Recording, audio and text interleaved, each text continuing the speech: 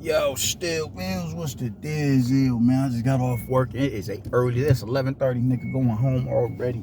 I might even get started on my homework that's due on Wednesday. You feel me? Since I got my homework that's due today done yesterday, man. But peep game, man. I want to rap with y'all about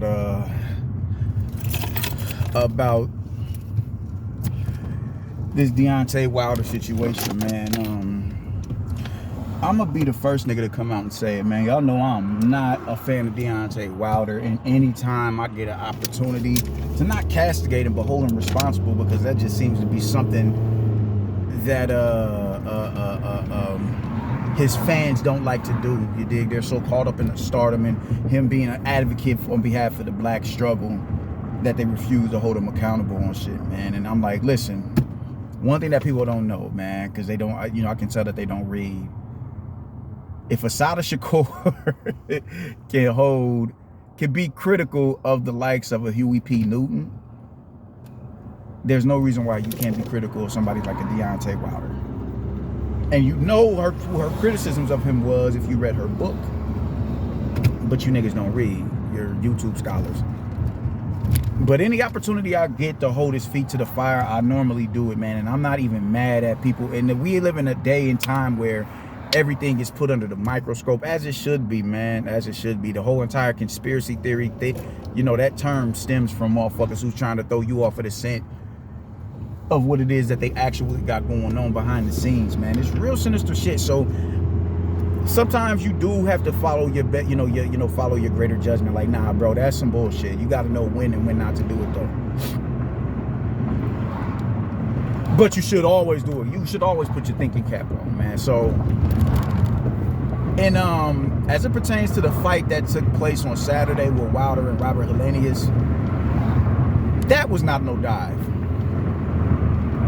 We just got to be real about it, man. You can call the Malik Scott fight, you can call that a dive in favor of Deontay Wilder. That fight with Robert Helenius was not a dive, man. That man got comatose. He got comatose. That's pretty much the long and short of it, man. I got the prediction right in the sense of I knew that he was going to go to sleep. I was just wrong on when he would go to sleep. I figured he had enough in him to at least make it to the halfway mark.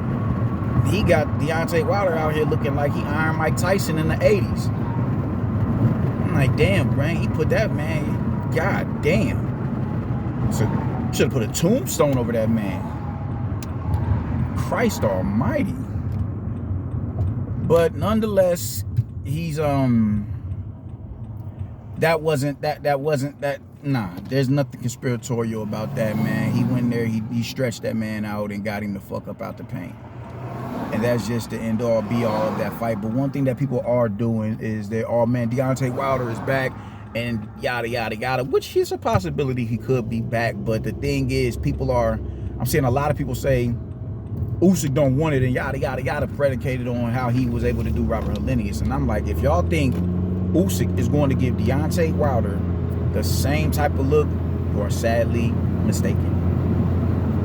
If you think Anthony Joshua is going to give Deontay Wilder the same type of look, you are sadly mistaken. If you think Joe Joyce is going to give Deontay Wilder the same look, Andy Ruiz, or any fighter like that any top fighter is going to give Deontay Wilder the type of look that Robert Helenius gave him, you are sadly mistaken.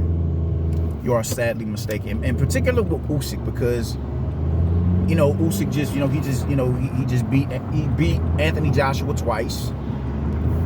So that's kind of the name on everybody, on the tip of everybody's tongue, especially since he called him out.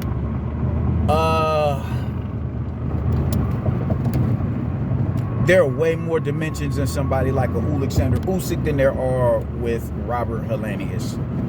Usyk is up and down, he's side to side, he's a southpaw, he's all of that. You are talking about immaculate boxing IQ and skill. He's not going to be in front of Deontay Wilder. And if he is, his chin isn't going to be... He doesn't lunge on punches. He doesn't lunge. What the fuck are we talking about here? His chin ain't all the way out on the island.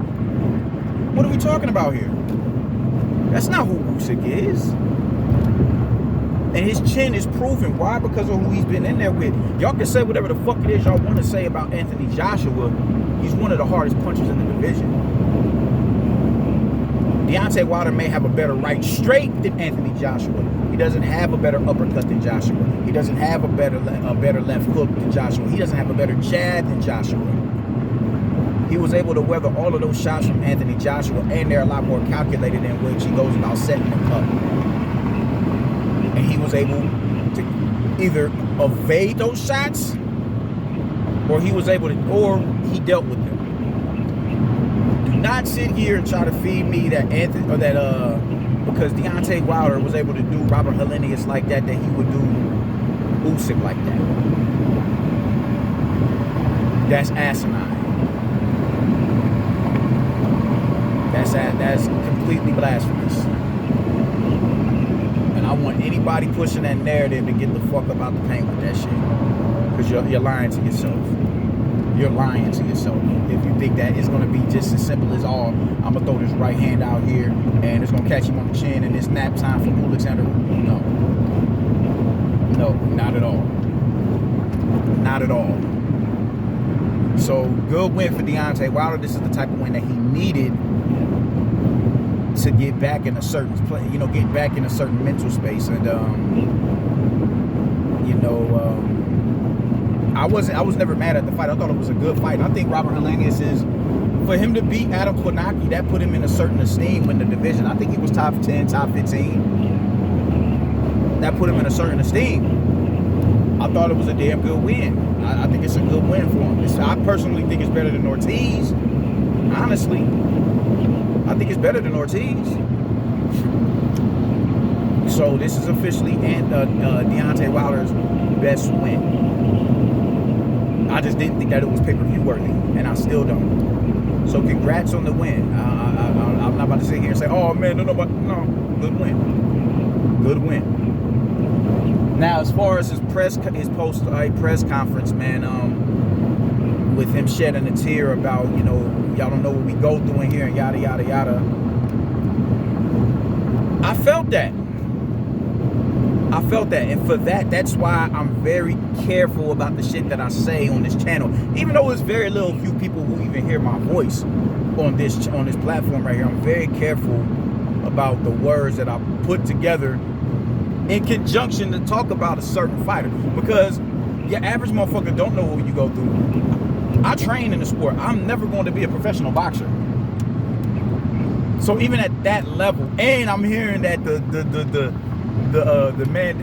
rule for having a beard or having facial hair has come down, because my gym, my fighter catching my gym just fall last week, but about 2 or 3 weeks ago, I went to a fight. I'm like, yo, man, what's up? Why they still got their facial hair? He said, yo, the rules changed. I said, bet.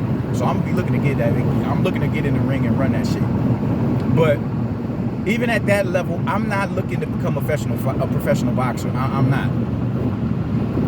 So it's still certain fires that I've yet to walk through, and I will more than likely, that I will never walk through. Not even more than likely, I absolutely will not walk through.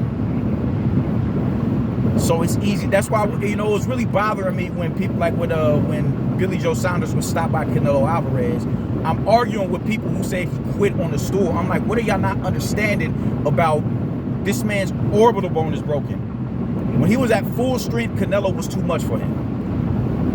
Now you take away his eyesight and put him at 50% capacity. He can't see the shots coming from one side. And that was like the 6th round or so.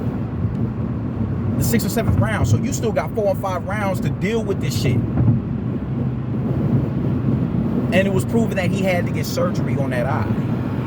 But because people are so selfish, and niggas who ain't never even thrown a punch in their life before think, oh man, he's a sucker, he quit on the stool. What are you not, bro? It gets no higher level than Canelo. It gets no higher than that. It gets no higher than that. So you're telling me if you got in the ring with Canelo at that point in time and he knocked you in your shit, it hit you in the same manner that he hit him, you wouldn't be looking at, oh, yo, I can't continue this fight. It's common sense. Dude is a warrior. And what, he was getting outboxed. That wasn't the issue. The issue was I have no sight out of my right eye. And it's so damaged that I have to get surgery to fix my face. That's the shit that people don't seem to understand, man. So from that paradigm, I was feeling what Deontay Wilder was saying. And he spoke on Pritchard Cologne. I was feeling that. For him to break down like that, I'm feeling, I'm not even gonna cap. I'm digging everything that he was saying. Yes. Yes.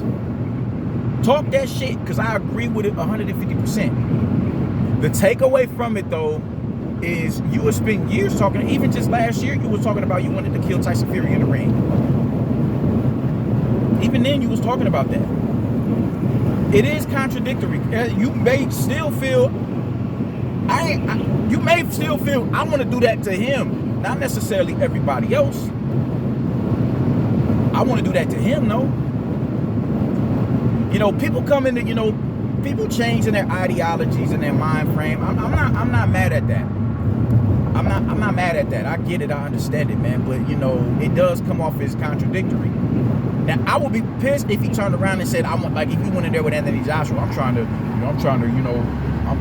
get paid to kill it, catch a body in the ring. I want one in my resume. Then what was all the crying about when it was time for Robert Helenius? But what was all the crying about when you're looking at Pritchard Cologne? How we know Tiger Williams didn't have that same mindset. I want to catch a body in the ring. He almost did with Pritchard Cologne, and now look at where he's at, man. And what he was saying was real. He was probably the breadwinner of his family. That was their meal ticket. Not saying that, my brother, but you know how that is. You know, someone from your, look at Bud's family. They made it. They good over there. He looks out for them.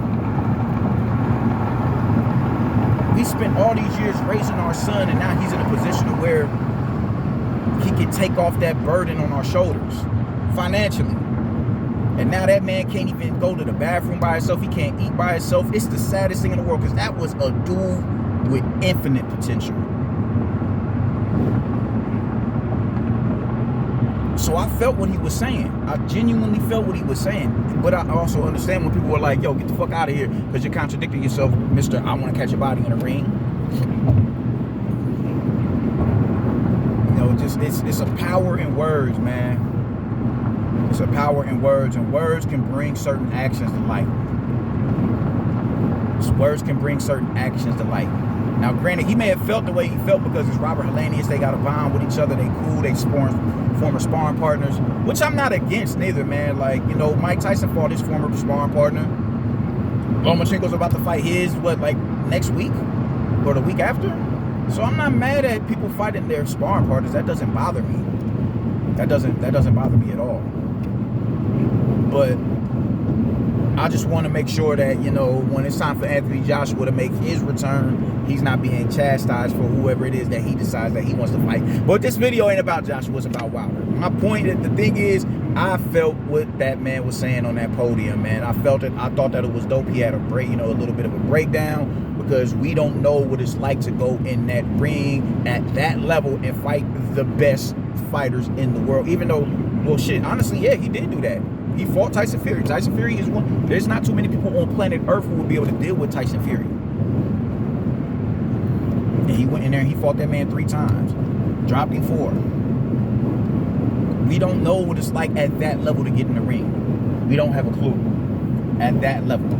Because even though you're a boxer, not everybody makes it to a world-class level where they're fighting world champions. So I'm not, I felt that. I felt that. Y'all don't go, y'all don't know, y'all don't understand what we go through. No, we don't. But you just make sure you keep this energy from here on out. Because all that shit is moot if you sit in there and get to talking that I want to catch a body on my resume thing. When we don't know if Tiger Williams was feeling the same way about Pritchard Cologne, but you cried on behalf of that man.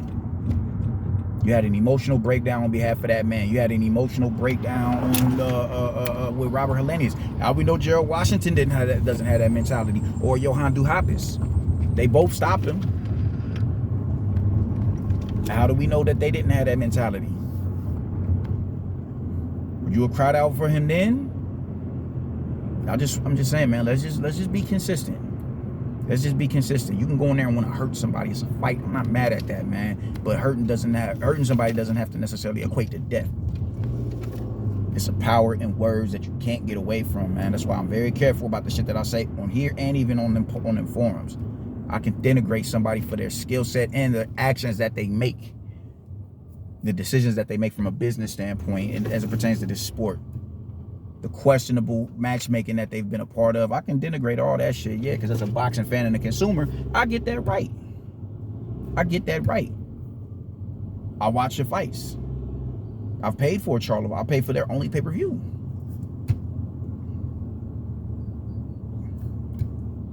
I paid for a Wilder fight as far as contribution. Yo, we ordering over here, slide through, just bring something. Yeah, I bet. So, with that being said, I get the right to do that. I get the right to talk about the Saudi matchmaking. I get that right, but I will not get on here. I ain't calling niggas bitches. No, I'm not doing none of that.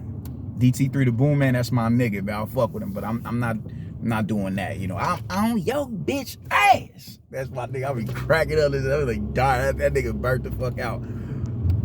But that's not me. Because I know there's a power in that word. That's a trigger right there. You call a nigga a bitch, it's showtime after that. I'm not doing that. Even with the fighters that I just like, yo, I really don't fuck with you. I will not do that. So if I can respect that, respect y'all, you respect everybody else. Don't get on here talking about you want a body in the ring, but want to cry out for motherfuckers who damn near was a body, who damn near was a statistic of the sport. You know, so salute to what he was saying. Rest in peace to all the fighters that we lost, especially in these past couple of years. It's been a really rough couple of years for the sport of boxing. But just be mindful of what you say, and so, you know, stay on that positive path, Wilder. Continue to be an advocate, man. Deuces.